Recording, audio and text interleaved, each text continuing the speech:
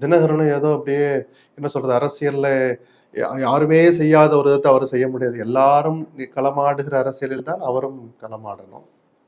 OPS நானும் இந்த அணியில தான் இருக்கிறோம் அப்படின்னு சொன்னபோது, ஆமா அவங்க இங்கதான் இருக்கிறாங்கன்னு அண்ணாமலையும் சொல்லிட்டு இருந்தார். அவருக்கு பிறகு தலைவரான நயினா நாகேந்திரனும் அந்த வார்த்தையை சொன்னார். ஆனால் சொல்ல வேண்டிய இடத்தில் சொல்றதுக்கான வாய்ப்புகள் இருந்த போது கூட அமித்ஷா வாயிலிருந்து அது வரவே இல்லை. அது வரல, அதை டிசம்பர் வரைக்கும் பார்த்துக்கலாம், ஜனவரி அப்படின்னு சொல்லலான்னு கூட.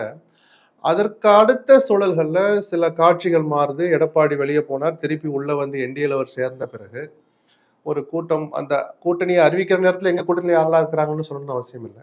ஆனால் ஒரு மக்களை காப்போம், தமிழகத்தை மீட்போம்னு ஒரு பயணம் போயிட்டு இருக்காருல்ல, அதுக்கான தொடக்க விழா மேட்டுப்பாளையத்துல நடந்தது.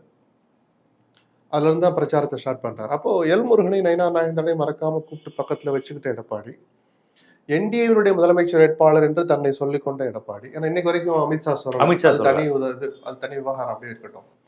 அப்படி அந்த உரிமை எடப்பாடிக்கு இருக்கு, அதை நான் மறுக்க மாட்டேன். நான் தான் முதலமைச்சர் வேட்பாளர் சொல்ற அதிகாரம் எடப்பாடிக்கு தான் இருக்கு. அதை என்டார்ஸ் பண்ண மாட்டாதான் நம்ம சொல்றோம். ஏதோ அமித்ஷா சொல்ற வரைக்கும் ஒரு இந்த கேண்டிடேட் இல்ல நான் சொல்லல.